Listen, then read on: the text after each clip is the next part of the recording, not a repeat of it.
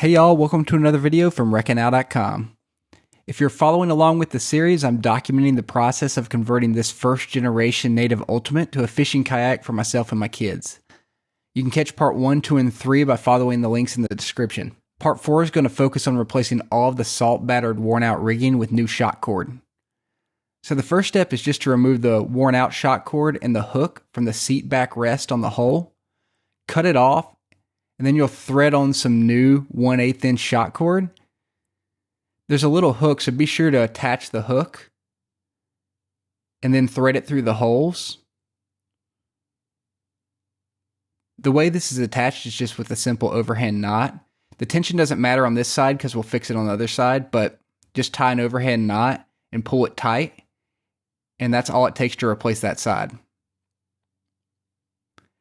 Then you can focus on the rear. It's really the same process, but you'll have to pull out the foam, and then you want to pay attention to the tension you add to this side. The way that things are secured in the Native Ultimate is to hook the hook we just installed to this length of shock cord. So you see I'm testing the tension here. Once you have the tension right, just tie another overhand knot, and this will hold in your cooler or whatever else you might put in the back of the kayak. So then you can just reinstall the foam. And then the next task is going to be to restore some life to the seats. My seats were so worn out they would no longer flip up.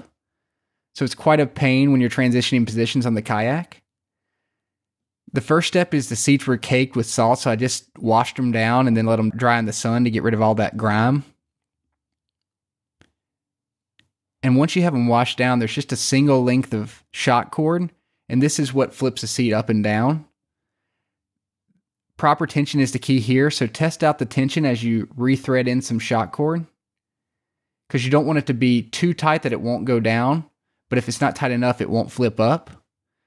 And once complete, the seat should spring back up when you hit about the midpoint, just as you see here. And this helps a lot as you're transitioning.